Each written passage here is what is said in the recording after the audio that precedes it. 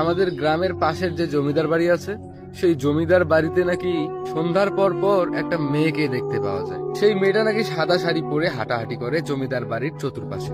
ছোটবেলা থেকে শুনেছিলাম যে জমিদার বাড়িতে নাকি ভূত থাকে, ছোটতে বিশ্বাসও করেছিলাম। তারপর তো আর গ্রামে থাকা হয়নি, চলে গেছিলাম বাইরে। 18 বছর পর গ্রামে আসলাম।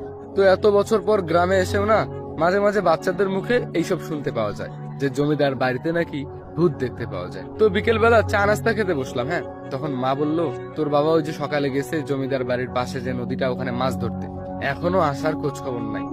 6টা বাজতে শুরু করলো।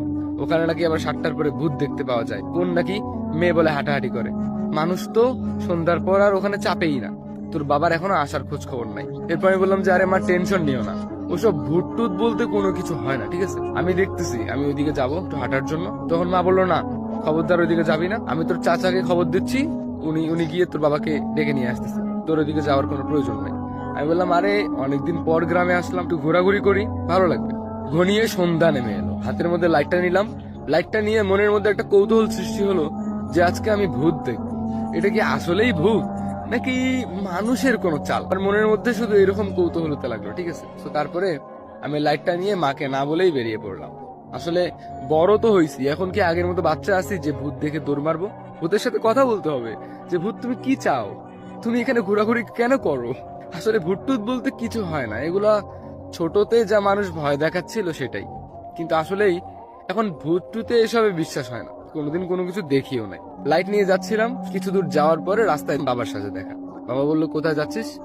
ওইদিকে যাওয়ার কি দরকার, এই রাস্তা ধরে এই সন্ধ্যার পরে কেউ থাকে না, তুই এইদিকে না এসে ওইদিকে চলে যা। তোর চাচা আমাকে খবর দিছে, আমি এই মাত্র আসতেছি। আরে একটা মাছও পড়ে নাই জানিস, এই শুধু 2টা বাটা মাছ পাইছি, আর এই যে একটা সিলভার কাপ, এইটা নিয়ে যাচ্ছি বাসায়। অনেকদিন বাইরে ছিলি, আজকে বাসায় একটু শান্তি করে ভালো মতো খাবি, তাড়াতাড়ি বাসায় আয়। আমি বললাম, আরে বাবা, আমি ওইদিকে যাবো না, এই এমনি একটু আশেপাশে ঘোরাঘুরি করে বাসায় যাচ্ছি, তুমি বাসায় যাও, চিন্তা করিও না। তারপরে আমি বাবাকে ওখান থেকে পাঠিয়ে দিলাম, বাবা চলে গেল। হাতে লাইটটা নিয়ে একটু আগাতে শুরু করলাম। কিছু দূর গিয়ে দেখতে পেলাম মানে পরিত্যক্ত একটা বাড়ি, অনেক পুরানা, ঠিক আছে। সবাই জমিদার বাড়ি নামেই চেনে, আবার অনেকেই বলে রাজবাড়ি, আবার অনেকেই বলে ভুতুরে বাড়ি। তখন বাজতেছিল সন্ধ্যা 7টা, আশেপাশে কোনো মানুষ নাই, এবং কি আমি নিজেই লাইট নিয়ে ঘোরাঘুরি করতেছিলাম। সো কোনো কিছু চোখের মধ্যে পড়লো না। এরপরে আমি এক জায়গার মধ্যে বসে পড়লাম। এক জায়গায় বসে সিগারেট ছিল পকেটে, সিগারেট লাগালাম, ফোনের মধ্যে একটা গান ছেড়ে দিলাম, গান শুনতেছিলাম আর সিগারেট খাচ্ছিলাম।